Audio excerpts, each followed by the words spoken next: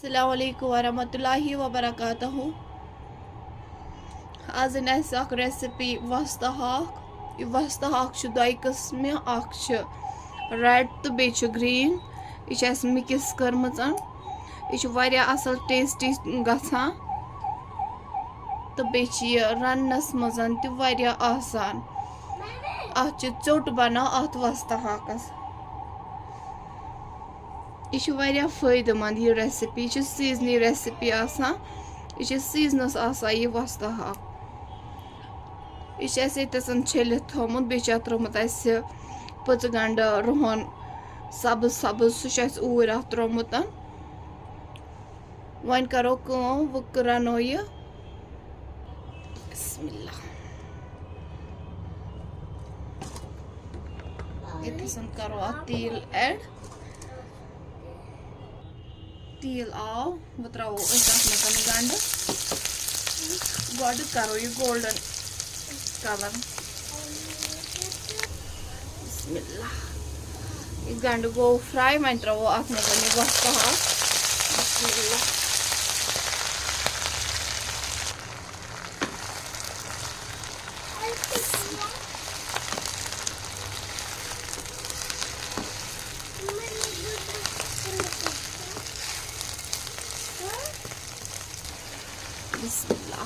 चोट गसा यह खुशक तैयार कर तो मगर यह असल टेस्टी गसान।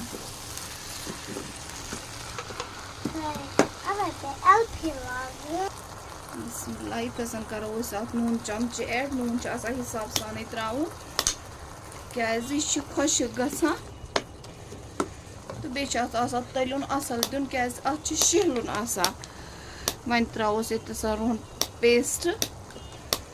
रुहन ऑलरेडी अत त्रोमुत तो वन कोरोस बेहन ऐड क्या रुहन वारिया ज़्यादा पसंद।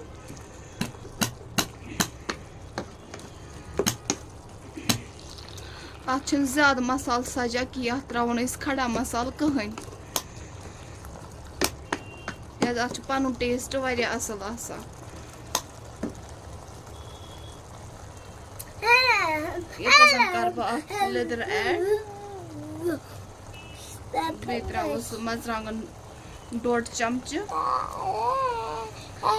त्रोस मिक्स मसाला बादाम पाउडर। बे त्रोस थोड़ा बहुत जीरा पाउडर।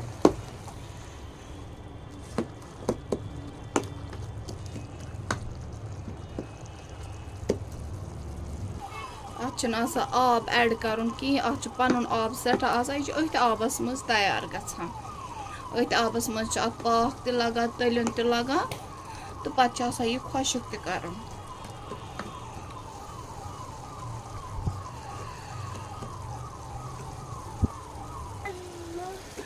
यह मिक्स वस्त हाक। अत गे ग्रीन कलर, अत गे ज्यादा रेड कलर कहीं।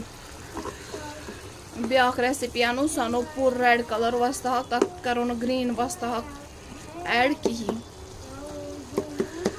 तथा थोड़ा दब दब दिन योतम यह खुशक गह तेल दी वापस। तेलस मज असल पे तलन लगे अत पन टेस्ट अद क्या अत तम शहलुन चलान। यम सात कुन त सिनिस लगे पूर तलन तम सात शहलुन चलान।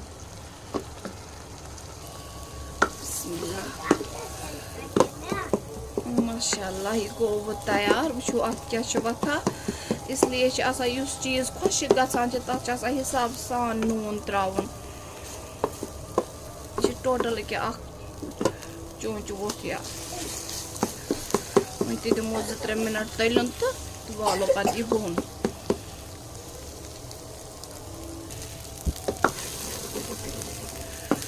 माशाअल्लाह यह वस्त हाक गो तैयार। माशाअल्लाह अत क्या वथान यह चोट गसा तैयार। वन कड़ो यह अकिस बानस मज।